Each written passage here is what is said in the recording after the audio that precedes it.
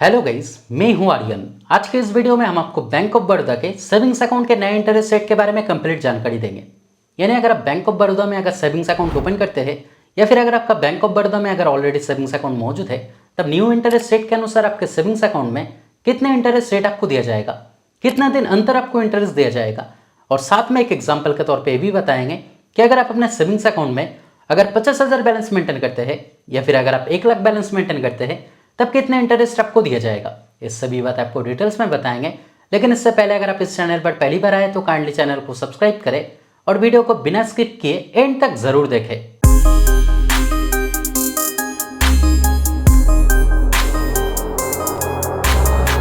तो पहले ही आपको जानकारी रखना है कि बैंक ऑफ बड़ौदा में बहुत तरह का सेविंग्स अकाउंट मौजूद है, लेकिन आपके जानकारी के लिए बता दूं, आपका अकाउंट टाइप किसी भी तरह का रहे, हर तरह के सेविंग्स अकाउंट के ऊपर आपको सेम तरह से इंटरेस्ट दिया जाएगा और आपका सेविंग्स अकाउंट का बैलेंस डेली बेसिस पे कैलकुलेट किया जाएगा। यानी डे एंड होने तक आपके सेविंग्स अकाउंट में जितने भी बैलेंस मेंटेन होगा उस हिसाब से आपका अकाउंट का बैलेंस कैलकुलेट किया जाएगा और आपके सेविंग्स अकाउंट में जितना इंटरेस्ट बनेगा वो 3 महीना अंतर यानी क्वार्टरली बेसिस पे आपको दिया जाएगा। जैसे कि फरवरी से लेकर अप्रैल महीने के बीच में आपके सेविंग्स अकाउंट में जितने भी बैलेंस मेंटेन होगा उसके ऊपर जितना इंटरेस्ट बनेगा वो मई महीने में आपको दिया जाएगा। मई से लेकर जुलाई के बीच में आपके सेविंग्स अकाउंट में जितने भी बैलेंस मेंटेन होगा उसके ऊपर जितना इंटरेस्ट बनेगा वो अगस्त महीने में आपको दिया जाएगा। अगस्त से लेकर अक्टूबर के बीच में आपके सेविंग्स अकाउंट में जितने भी बैलेंस मेंटेन होगा वो नवंबर महीने में आपको दिया जाएगा और नवंबर से जनवरी महीने के बीच में आपके सेविंग्स अकाउंट में जितने भी बैलेंस मेंटेन होगा उसके ऊपर जितना इंटरेस्ट बनेगा वो फरवरी महीने में आपको दिया जाएगा।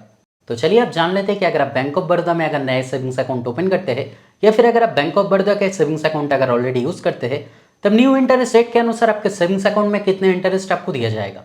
तो जैसे कि आप यहाँ पे देख सकते हैं कि अगर आपका अकाउंट का बैलेंस अगर 50 करोड़ से कम मेंटेन होता है, वो कुछ भी अमाउंट हो सकता है, 1,000, 2,000, 1 लाख, 10 लाख, वो कुछ भी अमाउंट हो सकता है। अगर वो अमाउंट 50 करोड़ से कम मेंटेन होता है तब उसके ऊपर 2.75% के हिसाब से आपको इंटरेस्ट दिया जाएगा। अगर आपका अकाउंट का बैलेंस 50 करोड़ से भी ज्यादा मेंटेन होता है और 200 करोड़ के कम के बीच में कुछ भी अमाउंट मेंटेन होता है तब उसके ऊपर 3% के हिसाब से आपको इंटरेस्ट दिया जाएगा। ठीक इसी तरह से आपका अकाउंट का बैलेंस जितना रहेगा उस हिसाब से आपको इंटरेस्ट दिया जाएगा। तो मेनली आपको यहाँ पे ध्यान रखना है कि बैंक ऑफ बड़ौदा का जो मेन इंटरेस्ट रेट है सेविंग्स अकाउंट के ऊपर वो है 2.75%। तो चलिए आप एक एग्जांपल के तौर पे जान लेते हैं कि अगर आप बैंक ऑफ बड़ौदा के सेविंग्स अकाउंट में अगर 50,000 बैलेंस मेंटेन करते हैं या फिर अगर आप 1 लाख बैलेंस मेंटेन करते हैं तब कितने इंटरेस्ट आपको दिया जाएगा। तो अगर आप अपने सेविंग्स अकाउंट में अगर 50,000 बैलेंस मेंटेन करते हैं तब उसके ऊपर 2.75% के हिसाब से 3 महीना बाद 344 रुपये आपको इंटरेस्ट दिया जाएगा। ठीक इसी तरह से हर 3 महीने में इंटरेस्ट मिलने पर 1 साल बाद आपका टोटल कंपाउंड बैलेंस बनेगा 51,390 रुपया का। यानी 50,000 बैलेंस मेंटेन करने पर 1 साल में आपका टोटल फायदा होता है 1,390 रुपया का। ठीक इसी तरह से अगर आप अपने सेविंग्स अकाउंट में अगर 1 लाख बैलेंस मेंटेन करते हैं तब उसके ऊपर 2.75% के हिसाब से 3 महीना बाद 690 रुपये आपको इंटरेस्ट दिया जाएगा।